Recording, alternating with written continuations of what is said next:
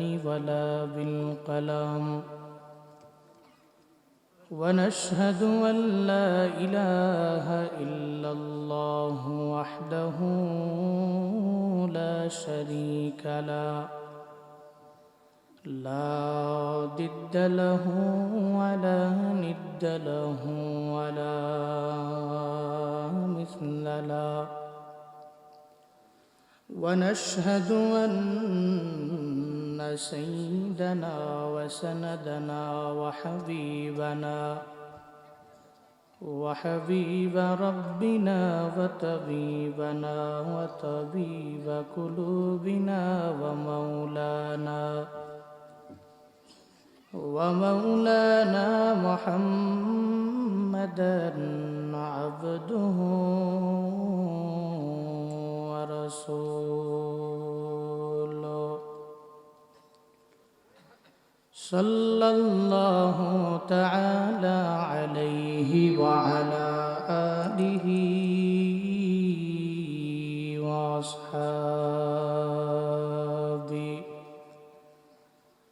وأصحابه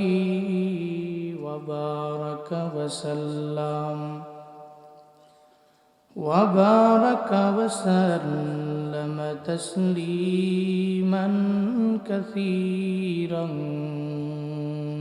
كثيرا الذي أرسله الله تعالى بالحق بشيرا ونذيرا وداعيا إلى الله بإذنه وسراجا منيرا وبعد فأعوذ بالله من الشيطان الرجيم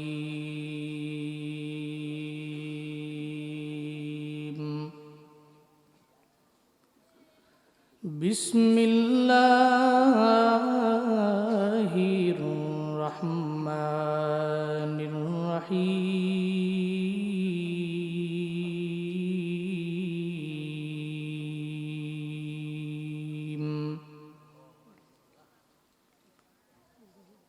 يا أيها الذين آمنوا لا تلهكم أموالكم ولا أولادكم عن ذكر الله ومن يفعل ذلك فأولئك هم الخاسرون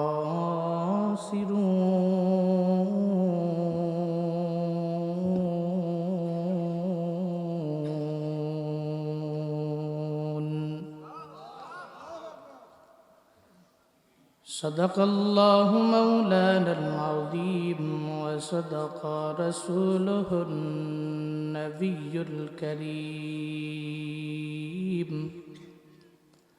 ونحن على ذلك لمن الشاهدين والشاكرين والذاكرين والحمد لله رب العالمين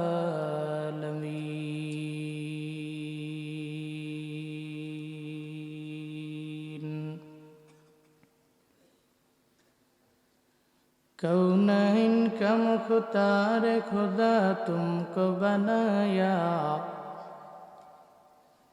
कौनैन का मुख्तार खुदा तुमको बनाया उम्मत की निगाहबान खुदा तुमको बनाया उम्मत की निगाहबान खुदा तुमको बनाया या रब मेरे आँखों में समा जाए मदीना या रब मेरे आँखों में समा जाए मदीना मुद्दत से मेरे दिल में तमन्ना है मदीना।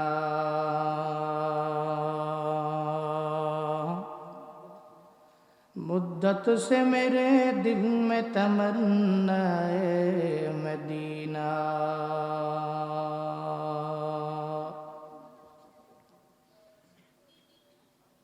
ভাদাস পূর্বপাড়া জামে মসজিদের উন্নতি কল্পে আয়োজিত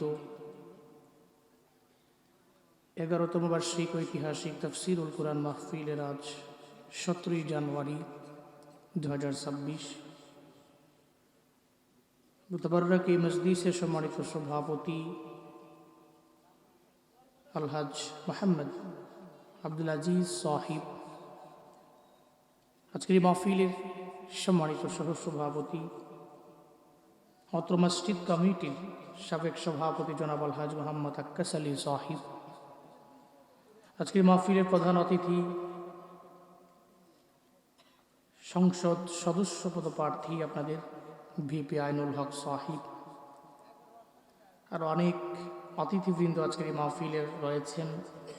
আমার আগে আপনাদের সামনে কোরআন এবং হাদিস থেকে দিক নির্দেশনামূলক বাণী আপনাদের শুনিয়েছেন।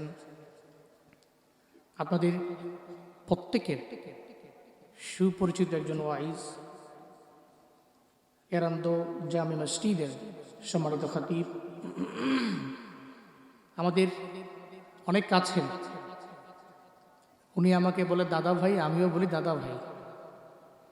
ঘনিষ্ঠ ভাজন আমাদের অনেক বিশিষ্ট ইসলাম চিন্তাবিদ হাফেজ মাওলানা মুহাম্মদ জাকারিয়া হুসাইন সাহিব হাফিজাহুল্লাহ তাআলা ওয়া রাআ। আজকের মাহফিলে কথা বলেছেন হাফেজ মাওলানা মুহাম্মদ নূর নবী বিন নজরুল সাহিব দামাত বরকাতুহুম। সুন্দরী আয়োজন আপনাদেরকে উপহার দিয়েছেন ভাদাস পূর্বপাড়ার যুব সমাজ, যাদের অক্লান্ত পরিশ্রমে বছরে মাহফিল দাঁড়িয়েছে। শুরুতেই আমাকে একটু উচ্চ কণ্ঠে উচ্চ আওয়াজে জবাব দিবেন, সুন্দরী মজমাটি পেয়ে আপনারা খুশি না বেজার? খুশি হলে তো মানুষ হাসি দেয়, কারো চেহারায় কোনো হাসি নাই। রাত গভীর হয়েছে এ কারণে নাকি? হাসি দিলে ভালো লাগে। মাশাআল্লাহ। আজকের মাহফিলের আয়োজন যারা করেছেন, আল্লাহ প্রত্যেককে দুনিয়া এবং আখিরাত উভয় জগতে কল্যাণকামীদের অন্তর্ভুক্ত বানিয়ে দেন। সকলেই পড়েন আমিন। ভাইসব, এই যে মাহফিলে আসলেন, বসলেন, কিছুদিন আলোচনা শুনবেন, আসার বসার কিছু বলার এবং শোনার মতো তৌফিকটা কে দিয়েছেন? আল্লাহ ছাড়া এই পৃথিবীতে সেকেন্ড কে আছে যে আমাদের তৌফিক দিতে পারে? আছে? ওমা তৌফিকি ইল্লা বিল্লাহ। আমাদের কোনো তৌফিক নেই, আমাদের কোনো অ্যাবিলিটি নেই, আমাদের কোনো সামর্থ্য নেই ইল্লা, তবে হ্যাঁ তখনই আছে যখন আল্লাহ পাক বড্ড মায়া করে আমাদের তৌফিক দেন। তাহলে যিনি তৌফিক দাতা, যারে সারা হয় না, যারে সারা পারি না, ওনাকে রাজি করি, খুশি করি। সকলে চিল্লা একবার করে সমস্যারে পড়ি আলহামদুলিল্লাহ। আমার সাথে পড়ুন, রব্বানা লাকাল হামদ হামদান কাসীরান তাইয়িবান মুবারাকান ফি ইয়া রব্বি লাকাল হামদু কামা ইয়ানবাগি লিজালালি ওয়াজহিকা ওয়া আযীমি সুলতানিক। লাকাল হামদু বিল ঈমান, লাকাল হামদু বিল ইসলাম, লাকাল হামদু বিল কুরআন। আমরা আমাদের জীবনের তিনটা ইম্পর্টেন্ট বিষয় দিয়ে প্রশংসা করলাম কার? নাম্বার 1 ঈমান, নাম্বার 2 ইসলাম, নাম্বার 3 কোরআন। এই তিনটা বিষয় আমাদের জীবনে গুরুত্বপূর্ণ, কম না বেশি? এমন বেশি বলা হয়ে থাকে, সারা দুনিয়ার সমস্ত সম্পত্তি যদি একটা পাল্লায় দেয়, আরেকটা পাল্লায় যদি হযরত বিলাল রাদিয়াল্লাহু আনহুর ঈমানটাকে দেয়, সারা দুনিয়ার সমস্ত সম্পত্তির পাল্লাটা হালকা হয়ে যাবে। হযরত বিলাল রাদিয়াল্লাহু আনহুর আহাদ শব্দের যে ভারত্ব, যে ওজন, সে ওজনের কারণে তার ঈমানের পাল্লাটা ভারী হয়ে যাবে। এই জন্য এত দামি ঈমান টাকা দিয়া বিক্রি করা যায় না, এটা টাকা দিয়াও কিনতে পাওয়া যায় না। এই জন্য প্রত্যেকটা মুমিনের কাছে ঈমান দামি, প্রত্যেকটা মুসলিমের কাছে তার ধর্ম ইসলাম দামি, প্রত্যেকটা মুসলিমের কাছে কোরআন দামি, এতে কোনো সন্দেহ। যদি আপনাকে পৃথিবীর সমস্ত দামি লেখকের, জ্ঞানী গুণী লেখকের বই যদি আপনার হাতে দেই, আর যদি বলি আপনাকে পৃথিবীর সমস্ত এক্সপেন্সিভ বুকসগুলো পারচেস করে এনে আপনার হাতে দিয়েছি, আরেকটা হাতে দিচ্ছি আপনার যে একটা জীবন বিধান আছে কোরআন, এটা আপনার হাতে দিলাম, আচ্ছা আপনি সাজান তো সারা দুনিয়ার সমস্ত বইগুলোকে আপনি নিচে দিবেন, কোরআনটাকে আপনি উপরে দিবেন। কারণ মুসলিমের কাছে সারা দুনিয়ার সমস্ত কিতাবের চাইতে কোরআনটা তার কাছে সবচেয়ে বেশি দামি।